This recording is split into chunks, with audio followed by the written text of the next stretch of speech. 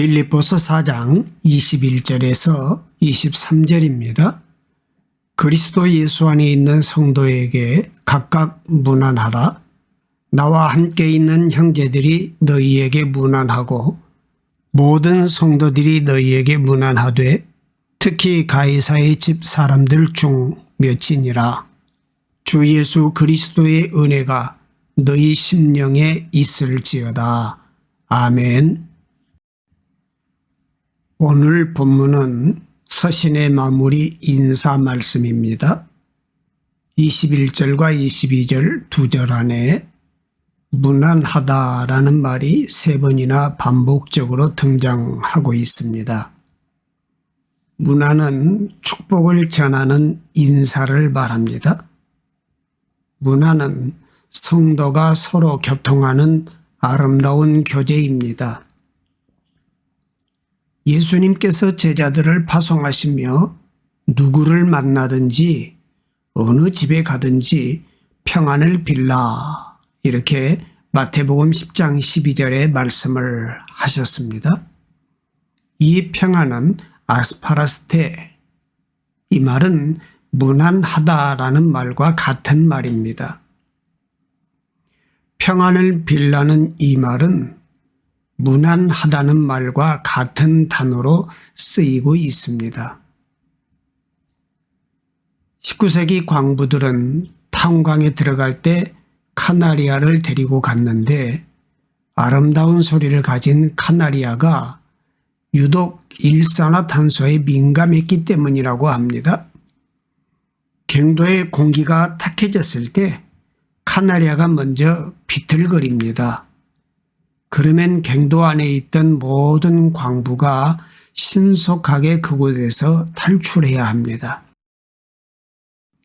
눈앞의 위기를 사전에 예고해 주는 존재로 광산의 카나리아라는 말을 사용합니다.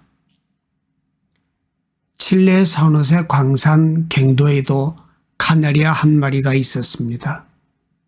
아침에 출근하면서 먹이를 주면 카나리아는 노래를 부르며 광부들에게 문안합니다.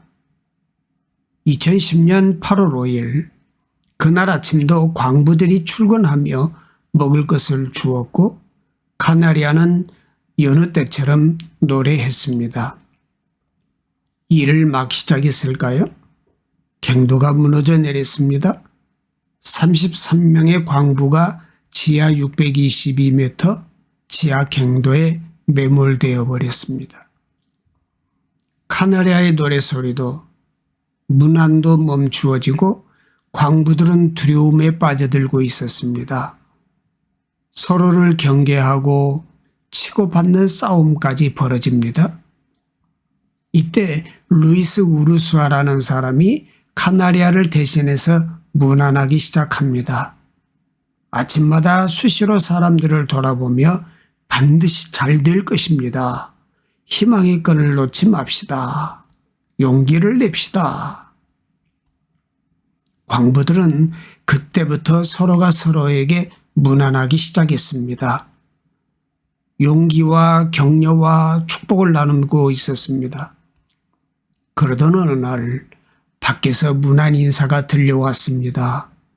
모두 살아있습니까? 모두 건강하십니까?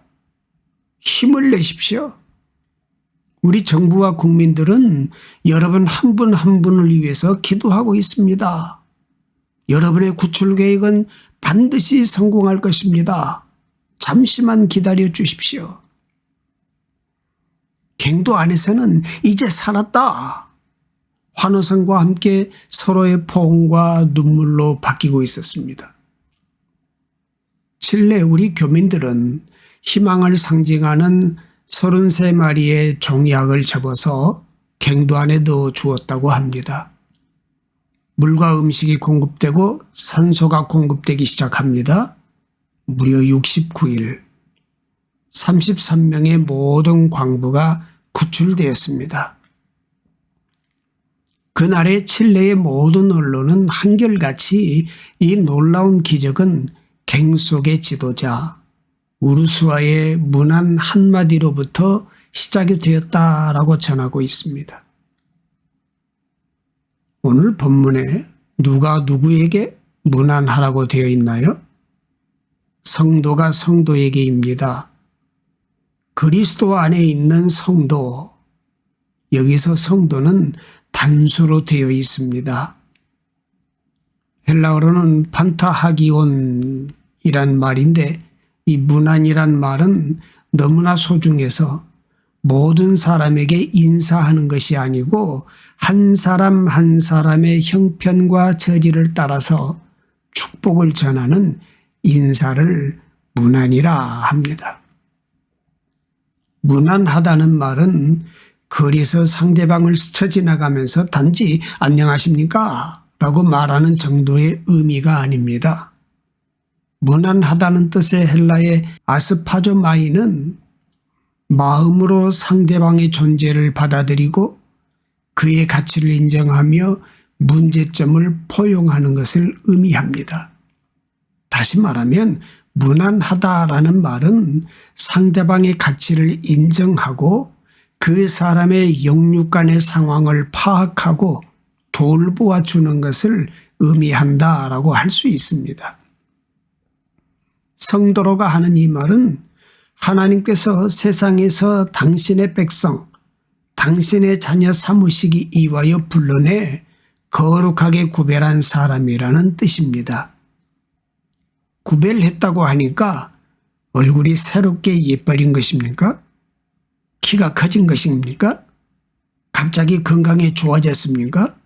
사회적인 신분이 달라졌습니까? 아무것도 달라진 것은 없습니다. 그러나 하나님이 불러내 당신의 자녀 삼으셨다는 이 한 가지 사실 때문에 우리는 구별된 사람, 성도가 된 것입니다. 구약에서 하나님께서 당신의 백성들을 만나주신 산을 이름하여 성산, 거룩한 산이라고 합니다. 호렙산, 시내산, 거룩한 산이죠. 왜요? 하나님께서 당신의 백성을 만나주신 산이라는 뜻입니다. 성산이 되었다고 나무를 새롭게 심었습니까? 꽃 한 송이라도 새롭게 피어난 것입니까? 조금 더 달라진 것이 없습니다. 그러나 하나님의 임재가 있었기 때문에 성산이 된 것입니다. 하나님이 나를 불러주셨으면 세상에서 내가 어떤 형편, 어떤 처지에 있든 간에 나는 성도, 거룩하게 구별된 사람으로 불리게 되는 것입니다. 건강하던 병이 들었던, 많이 가졌던 가지지 못했던, 많이 배웠던 배우지 못했던, 성공을 하던 실패하던 하나님이 나를 불러주셨으면 구별된 사람, 성도가 된 것입니다. 심지어는 내 행동이 거룩해지지 못해도 하나님의 나를 성도로 부르시니 나는 성도로 살아가는 것입니다. 내 안에 예수가 계시기 때문에 내 안에 계신 예수님이 거룩하시니 나도 거룩하다. 하나님이 말씀해 주시는 것입니다. 그리스도 안에 있는 성도입니다. 시편 16편 3절 말씀에 보면 땅에 있는 성도들은 존귀한 자들이니 그랬습니다. 내가 내 자신을 보더라도 못마땅한 구석뿐인데 나를 존귀하다고 말씀하셨으니 나도 나를 존귀하게 여기는 것입니다. 내 곁에 있는 사람들, 내가 사랑하는 사람들, 내가 섬기는 사람들, 어쩌다가 이런 사람들이 내 곁에 있을까? 못마땅할 때가 너무나도 많이 있지만 하나님께서 존귀하다고 말씀하셨으니 나도 존귀하게 대하는 것입니다. 내 느낌과 상관이 없습니다. 그들의 형편 처지와 상관없습니다. 하나님이 존귀하다고 말씀하셨으니 나도 존귀하게 그들을 사랑하고 대하는 것이지요.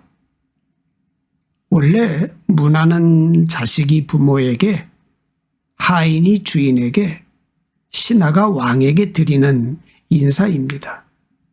그러나 성도의 문화는 모두가 형제임을 기억하고 형제가 형제에게 인사하고 축복하는 것을 말합니다.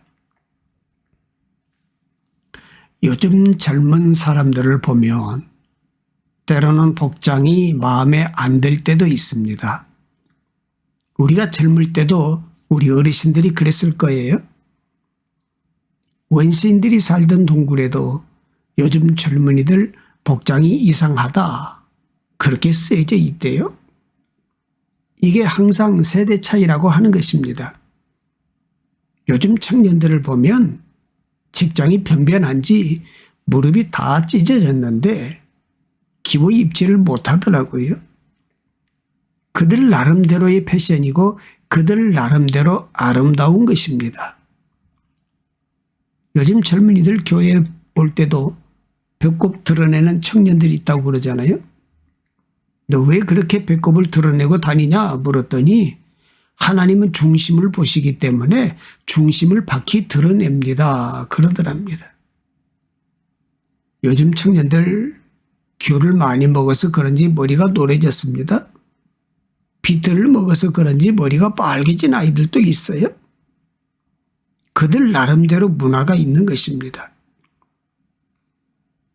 서로 무난하는 사람들 중에 오늘 본문에 보면 특별한 사람들이 나옵니다. 가이사의 집 사람들입니다. 사도 바울이 로마에 복음 전하기를 원했으나 도무지 길이 열리지 않았습니다. 그러는 가운데 사도 바울이 로마 황궁 감옥에 갇히게 되지요. 그랬더니 왕을 지키는 시대 사람들이 사도 바울을 지키는 겁니다. 황제가 하나님의 아들이요 모든 길은 로마로 황제를 통하여 세계인이 구원받는다는 그들에게 복음을 전했더니 예수가 하나님의 아들이요 주 예수를 믿음으로써 그들의 가정이 구원받는다는 사실을 믿기 시작하는 신자들이 나오기 시작한 것입니다. 베스도 총독에게로, 아그리빠 왕에게로, 가이사에게로 끌려다니면서 사도 바울이 재판을 받습니다.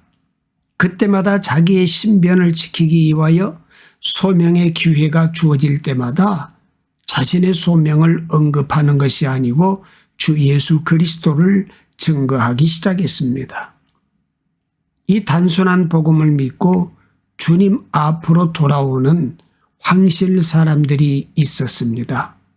바로 이 사람들이 가이사의 집 사람들입니다. 도무지 복음이 들어갈 수 없는 상황 속에서 예수 믿을 것 같지 않는 사람들 가운데서 신앙생활 하시는 분들이 있습니다. 그분들을 특별히 잘 돌보면서 어려운 환경 속에서 신앙생활 하는 사람들을 돌보고 문안하라고, 그들이 또한 교회를 문안한다고 말씀하고 있습니다. 신앙생활하기 만만치 않은 환경 속에서 예수를 믿는 사람들, 여러분 한 분 한 분이 가이사의 집 사람들입니다. 빌립보서 마지막 장 마지막 절 문안의 내용이 나옵니다.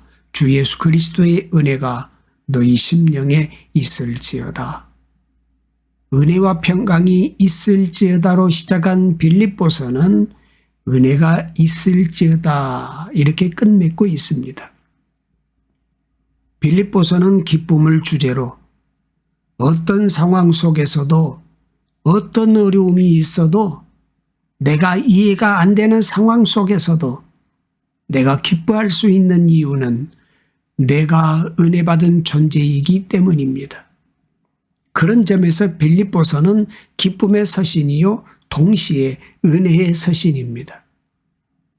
옛날 어르신들이 늘 하는 대답이 하나님의 은혜이지요, 이런 말씀들을 많이 했어요.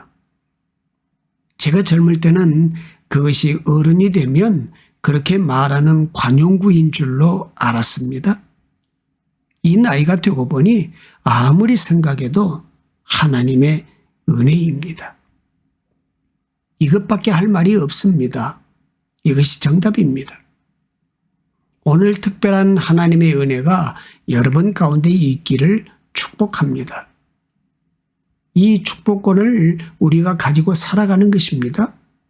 이 축복권은 아브라함을 통하여 그 믿음의 후손들에게 주신 하나님의 특별한 은혜입니다.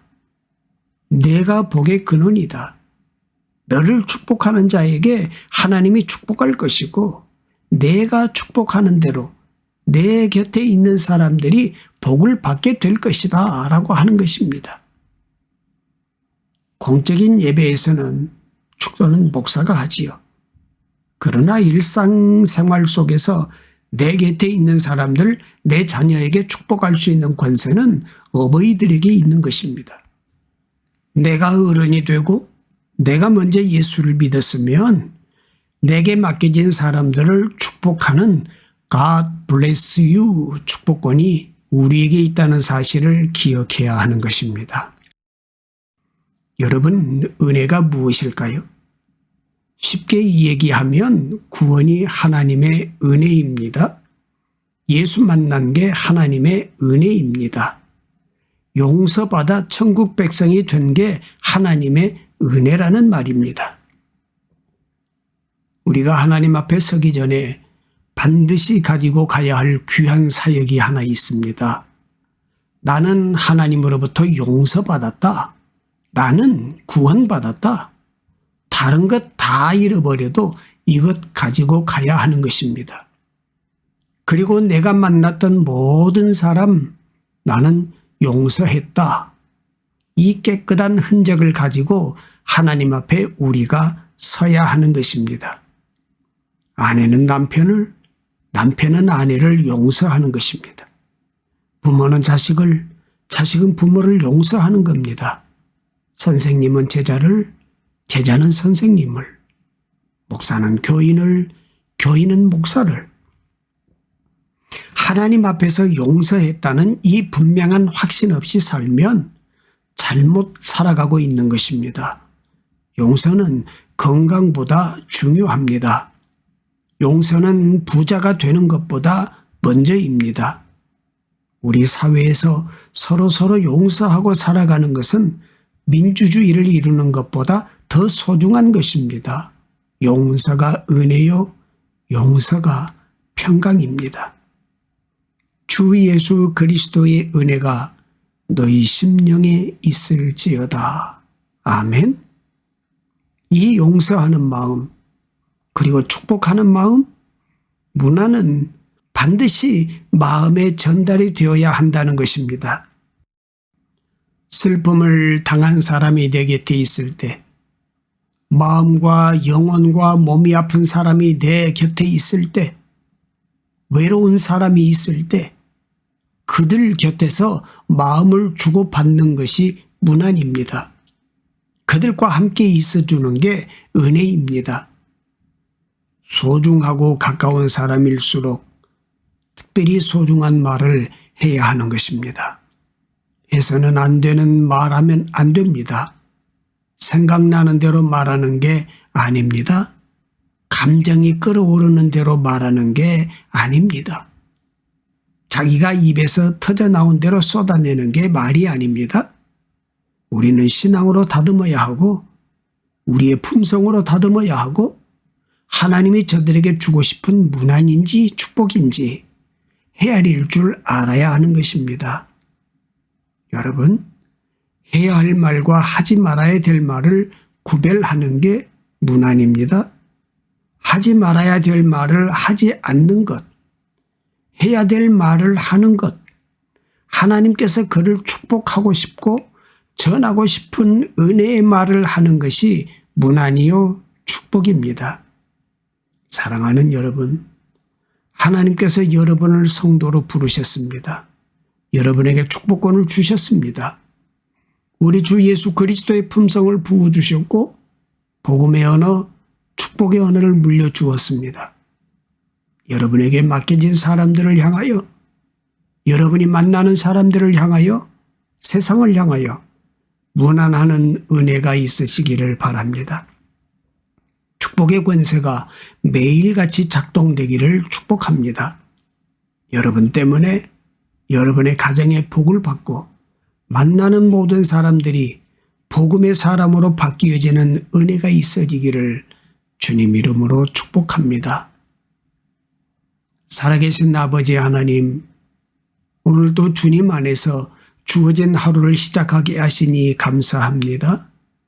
주님은 우리 삶의 주인이십니다.